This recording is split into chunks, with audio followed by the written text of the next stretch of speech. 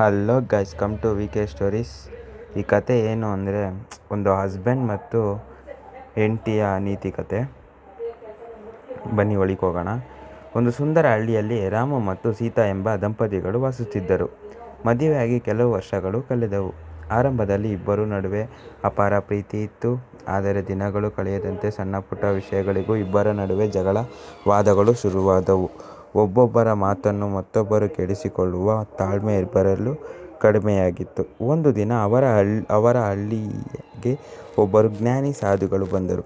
ಅವರ ಬಳಿ ಹೋದರೆ ಎಲ್ಲ ಸಮಸ್ಯೆಗಳಿಗೂ ಪರಿಹಾರ ಸಿಗುತ್ತದೆ ಎಂದು ತಿಳಿದ ಸೀತಾ ತನ್ನ ಗಂಡನೊಂದಿಗೆ ಸಾಧನೆಗಳನ್ನು ಭೇಟಿ ಮಾಡಲು ನಿರ್ಧರಿಸಿದಳು. ಮರುದಿನ ರಾಮು, ಸೀತಾ ಇಬ್ಬರು ಸಾಧುಗಳ ಆಶ್ರಮಕ್ಕೆ ಹೋದರು. ಆಶ್ರಮದಲ್ಲಿ ನಡುವೆ ಸಂಭಾಷಣಾ ಸಾಧು ಮುಂದೆ ಕುಳಿತ ಸೀತಾ ಅವಳನ್ನು ನೋಡಿಕೊಂಡವಳು, ಸ್ವಾಮಿ, ನಮ್ಮ ನಡುವೆ ಮೊದಲಿನ ಪ್ರೀತಿ ಇಲ್ಲದಂತಾಗಿದೆ.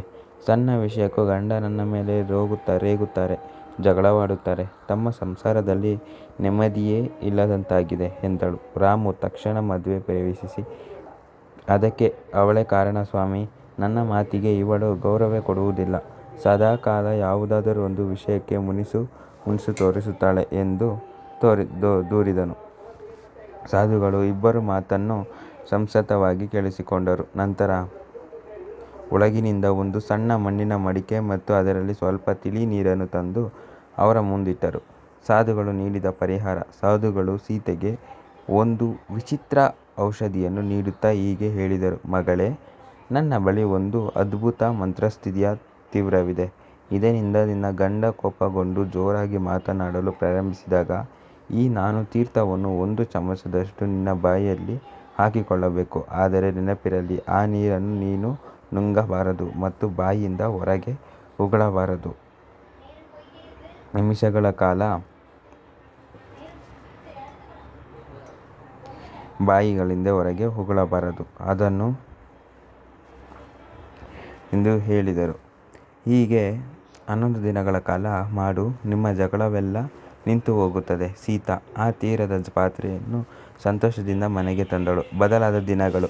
ಮರುದಿನ ಸಂಜೆ ರಾಮು ಕೆಲಸ ಮುಗಿಸಿ ಮನೆಗೆ ಬಂದಾಗ ಯಾವುದೇ ಒಂದು ಕಾರಣಕ್ಕೆ ಕೋಪಗೊಂಡ ಸೀತಾ ಮೇಲೆ ರೇಗಲು ಶುರು ಮಾಡಿದನು. ಸೀತೆಗೆ ತಕ್ಷಣ ಸಾಧುಗಳು ಮತ್ತು ನೆನಪಾಯಿತು. ಅವಳು ಓಡೋಗಿ ಆ ಮಂತ್ರಸಿದ್ಧಿಯ ನೀರನ್ನು ಬಾಯಿಗೆ ಹಾಕಿಕೊಂಡು ಸುಮ್ಮನೆ ನಿಂತುಬಿಟ್ಟಳು. ಅವಳು ಬಾಯಲ್ಲಿ ನೀರನ್ನು ಇಟ್ಟುಕೊಂಡುದರಿಂದ ಅವಳಿಗೆ ಮಾತನಾಡಲು ಸಾಧ್ಯವಾಗಲಿಲ್ಲ. ಸೀತೆ ಯಾವುದೇ ಮರುಮಾತು ಮಾತನಾಡದ ಕಂಡು ರಾಮನಿಗೆ ಯಾರೂ ಇರುವಂತೆ ಕೇವಲ 2 ನಿಮಿಷಗಳಲ್ಲಿ ಅವನ ಕೋಪ ತಣ್ಣಗಾಗಿತು. ಅವನೇ ಸುಮ್ಮನಾದನು. ಹೀಗೆ ಪ್ರತಿ ಬಾರಿ ರಾಮು ಕೋಪಗೊಂಡಳು ಸೀತಾ ಬಾಯಿಗೆ ನೀರು ಹಾಕಿಕೊಂಡು ಮೌನವಾಗಿದ್ದಳು. ಜಗಳವಾಡಲು ಸೀತಾ ಕಡೆಯಿಂದ ಯಾವುದೇ ಪ್ರತ್ಯೇಕ ಬಾರದ ಕಾರಣ ಕೆಲವೇ ದಿನಗಳಲ್ಲಿ ರಾಮನಿಗೆ ತನ್ನ ತಪ್ಪಿನ ಅರಿವಾಯಿತು. ಅವಳು ಸುಮ್ಮನಿದ್ದರೂ ತಾನು ಮಾತ್ರ ಕಿರುಚುತ್ತಿರುವುದನ್ನೇ ಅವನಿಗೆ ಕ್ರಮೇಣ ಅವನು ಕೋಪ ಮಾಡಿಕೊಳ್ಳುವುದನ್ನು ನಿಲ್ಲಿಸಿದನು. ಇಬ್ಬರ ನಡುವೆ ಮತ್ತೆ ಪ್ರೀತಿ ಚಿಗುರಿತು. ನಿಜಾಂಶ ತಿಳಿದಾಗ 11 ದಿನಗಳ ನಂತರ ದಂಪತಿಗಳು ಸಂತೋಷದಿಂದ ಸಾಧುಗಳ ಆಶ್ರಮಕ್ಕೆ ಮರಳಿದರು. ಸೀತಾ, ಸ್ವಾಮಿ, ನಿಮ್ಮ ಮಂತ್ರದ ನೀರು ಅದ್ಭುತವಾಗಿ ಕೆಲಸ ಮಾಡಿತ್ತು.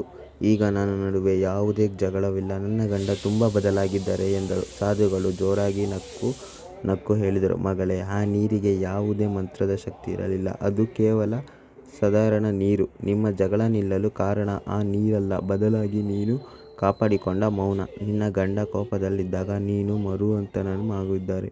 ಕೋಪದ ಜಲವಾಗಿ ಈ ದಿನ ಸಿಗಲಿಲ್ಲ. ಕೋಪ ಬಂದಾಗ ಇಬ್ಬರು ಮೌನ ತಾಳಿದರೆ ಎಂತಹ ಜಗಳವೂ ಅಲ್ಲಿಗೆ ಮುಕ್ತಾಯವಾಗುತ್ತದೆ. ರಾಮ ಮತ್ತು ಸೀತೆಗೆ ಸಂಸಾರ ನಡೆಸು ದೊಡ್ಡ ರಹಸ್ಯವೊಂದು ಅರಿವಾಯಿತು. ಇಬ್ಬರು ಸಾಧುಗಳ ಪಾದಕ್ಕೆ ನಮಸ್ಕರಿಸಿ ಆಸನು ಮಕಾಲವಾಗಿ ಮನೆಗೆ ಮರಳಿದರು. ಧನ್ಯವಾದಗಳು.